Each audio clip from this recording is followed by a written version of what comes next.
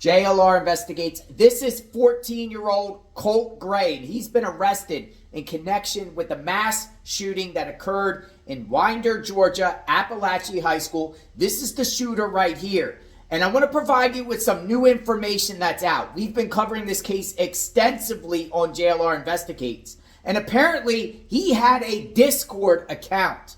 He was on Discord a year prior to the shooting, and he was talking about committing another type of school shooting. I want to share this information right here because it's bombshell and it brings some insight about this individual right here, and then we will further discuss. Check it out. This is a WSB TV news report. Report shares details on investigation into accused Barrow County school shooter threat made last year.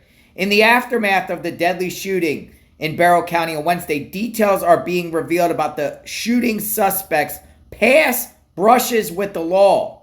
As Channel 2 Action News reported Wednesday, officers spoke to the then 13-year-old shooting suspect Colin Gray last year after receiving information from federal agents that he may be tied to threats made against a school.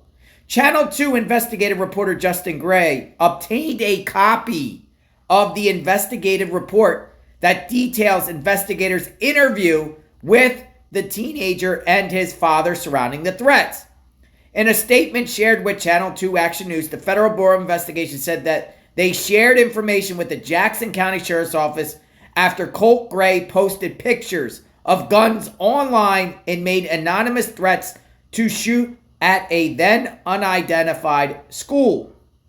The 2023 incident report from Jackson County investigators said they got information from the FBI about Colin Gray possibly threatening to shoot up a middle school the next day. According to the report, the tip was given to the sheriff's office on May 21st, 2023. An FBI agent monitoring the social media platform Discord had gotten the information about Colin Gray's potential school shooting, and deputies went to the home on Rice Creek Court in Jefferson, Georgia. When they arrived, they found a man who told them he had a Discord account he had not used in some time, but had initially been a way for him to play and discuss fantasy football. He said the previous tenants of the house with the last name Gray had been evicted 3 months previously. When deputies arrived at the home, they found Colin Gray and his son Colt.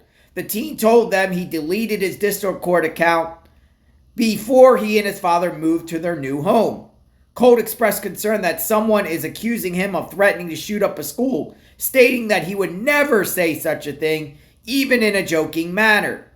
Deputies told Colin Gray to keep his son out of school until the matter was resolved. Further investigation of the Discord account showed that the account was made after when the teen said he deleted his account. When the deputy spoke to Colin Gray and his father, the father said he had hunting guns in the house, but that his son did not have access to the guns without supervision. The teen himself told deputies that he had not made the threats online. Evidence shared with deputies showed a variety of IP addresses associated with the Discord account, ranging from different parts of Georgia and locations in New York and Virginia. The profile from the Discord account also had the username written in Russian. Translation of a Russian letter spells out the name Lanza, referring to Adam Lanza, the Sandy Hook shooter. When deputies asked Colin Gray about the inconsistencies in his son's statement, he insisted that the associated email address was not his or his son's and that his son does not know or speak Russian.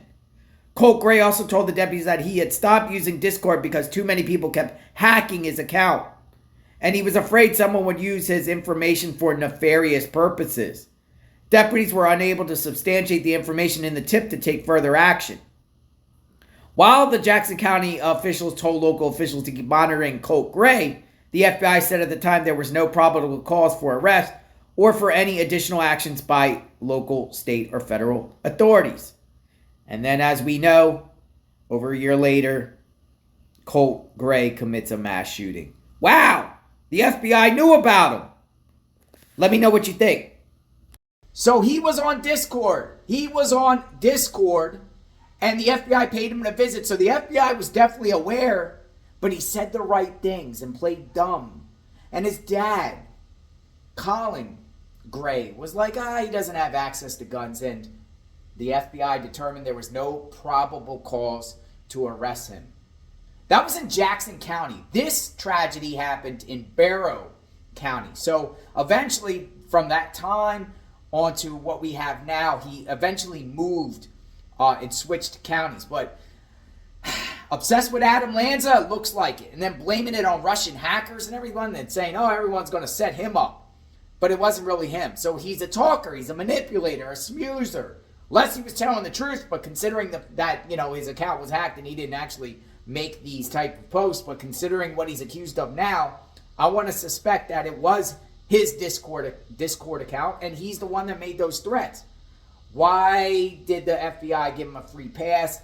But though, probable cause, you need some proof, right? And if he says he didn't do it, even though the IP takes it back, it's not necessarily proof itself. You got to get statements from the people, and his dad and him played dumb and act like he's not involved. Maybe the dad just didn't know what his own son was doing. It's a wild case, folks, but the question is right now, will the father, Colin Gray, be charged with this? His father, will his father be charged? Because ultimately, it seems like he got access to his dad's guns, who said a year prior that he didn't have access, but apparently he got access. I'm assuming that they are his dad's guns. So this will be very, very interesting. I think this could be another Ethan Crumley type case. Parents charged, dad charged. I believe that his mom didn't live in the house at the time. But we are covering this case on JLR Investigate. Subscribe to the channel, hit the notification button. Discord account. What other accounts did he have out there? It doesn't seem like he had a big social media presence. I haven't found a Facebook on him. I haven't found an Instagram. I haven't found TikTok. Nothing. He's 14 years old. There are some pictures, and we've been sharing pictures but nothing new on him. Still haven't got the mugshot, and this is an old pic. Well, it's not necessarily an old pic, this one right here, but seems like he might have got off of social media and became more of a loner, because some of the people that have been talking about this case, his classmates who have come out on the record, said he's quiet.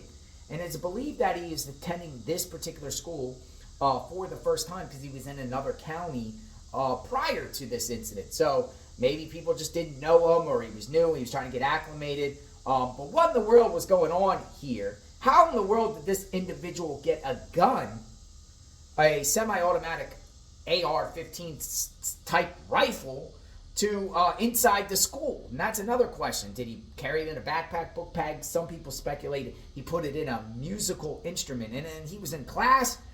Where did he get the gun? Because he left his class and then was on the outside. He was going to go back into his classroom, his algebra class, and he had a gun on him. So where did he put the gun? Did he have the gun hidden in a locker, in the ceiling, in the bathroom? Where was the gun? So still a lot of unanswered questions. And what else was on that Discord account that we don't know about? What other type of ramblings did he make? Very scary times, folks. But it seems like he was on the law enforcement's radars, but he was able to slip through the cracks. I am JLR Investigate. Subscribe to the channel, hit the notification button. When more information comes out about the shooter, I will share with all of you. Praying for the peace in the community. Prayers to the victims, families, school, faculty, law enforcement, and everyone involved. Hopefully the victims get speedy recovery and this man is brought to justice. Tried as an adult. Will he get life? Will he get life? That's another question too. And we'll talk about that because the Georgia legislature is trying to actually stop juveniles from serving life in prison. So this is going to be interesting. 4 counts of murder, numerous victims, one of the biggest mass shootings in Georgia history. So you would think the punishment would be life, but will he really get life? Remains to be seen. We'll talk soon. JLR Investigates.